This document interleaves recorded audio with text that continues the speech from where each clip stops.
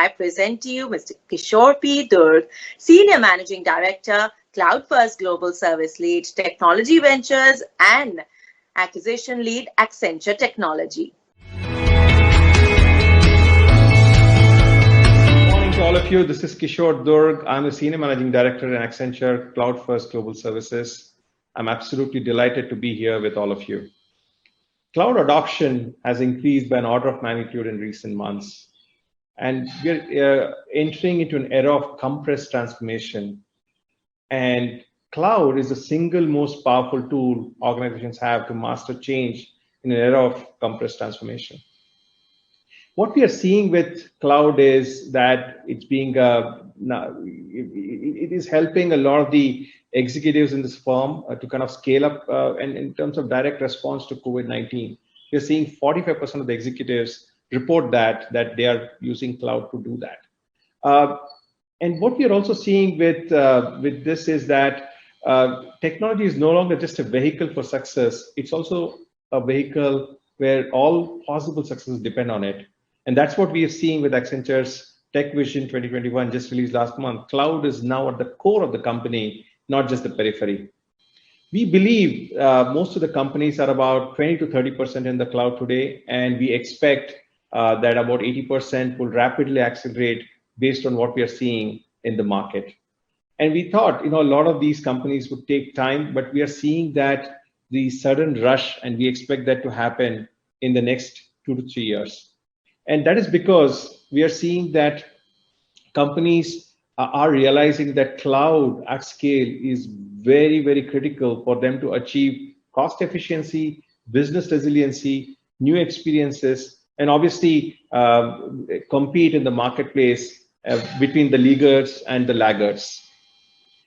One of the other things that we're also seeing is that for the companies that are into the digital transformation and they want to be in the finish line, cloud first is the strategy for them to get there.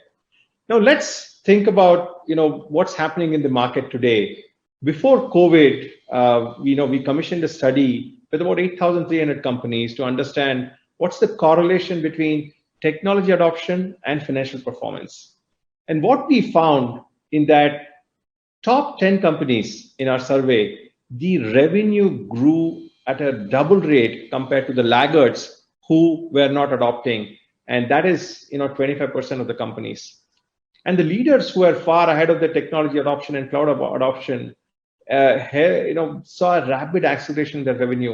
And about 95% of the leaders who adopted sophisticated cloud services and compared to 30% of the laggards that were published in the study. So what is critical coming out of this is that when you are a leader, you are in the 95% of the leaders, you are essentially far ahead in your technology adoption and also cloud adoption.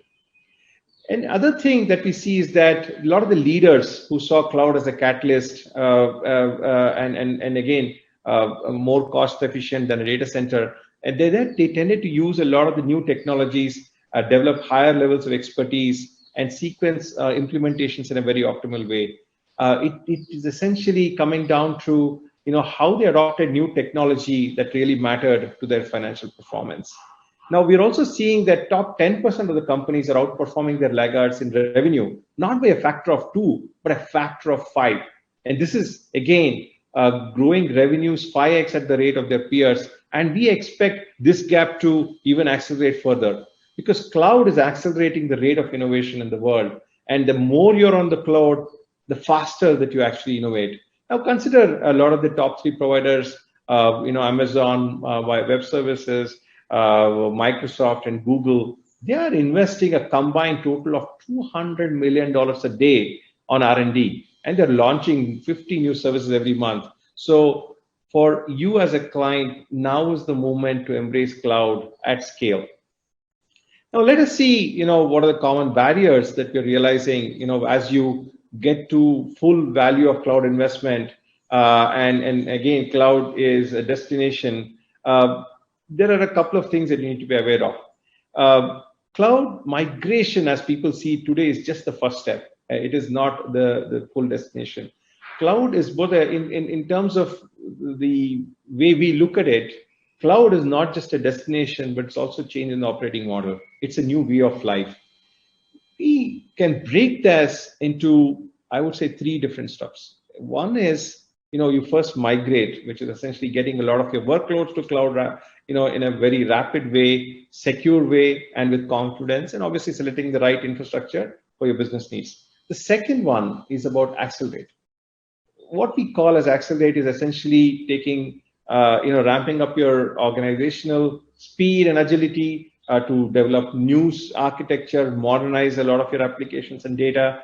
Obviously, your workforce, your operating model, and culture need to be changed to adopt to cloud. And again, you're looking at enhanced enterprise performance, and every organization need to sustain operational efficiency down the road.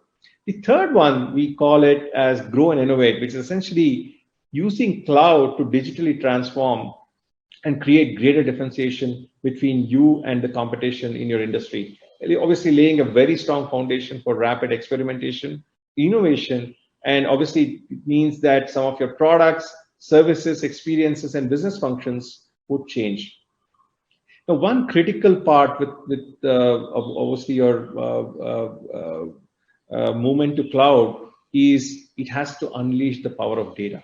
That is something that our clients are realizing. A lot of the enterprises who have a strong culture for innovation are looking at setting a stage for data-driven reinvention. The future of AI is on the cloud.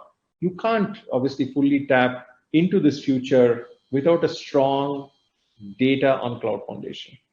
And what happens here is that with cloud, you have the ability to host vast amount of data, apply analytics, and with obviously unlimited compute power, you're accessing a lot of the sophisticated innovation, especially in AI.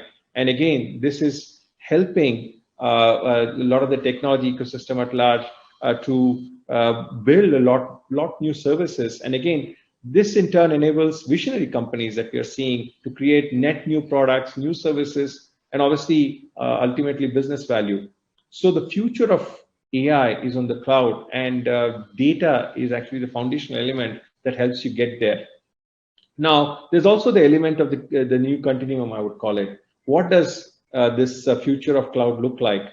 In our view, it's not just about one technology, but a broad continuum of technology spanning across public, private, applications, data, infrastructure, network, and edge computing. And we think this new continuum is essentially from cloud to edge. And this new continuum expands a lot of opportunities for our clients to address unmet customer needs, operate more intelligently. Just take IoT as an example for edge computing. With that, we are seeing a lot of distributed compute on devices or gateway as close as possible to the data source, where the data is very rich. A lot of the insights are more contextualized and actions are much more immediate. And again, edge is not competing with cloud, it's actually complementing with cloud. And what we are seeing is, it obviously offers a different set of capabilities. For example, it has low latency, which means that you're able to process very high volume of data messages with minimal delay. And this helps you with higher degree of contextualization and personalization that is needed again in this new world. It's again, I would say edge computing brings the lot of the digital world into the physical world, and companies must build their future on this continuum from cloud to the edge to innovate inside and outside of their enterprise. I would say this is just one of the examples, and I would say now is the moment to embrace cloud at scale. Thank you all for listening and have a great day ahead.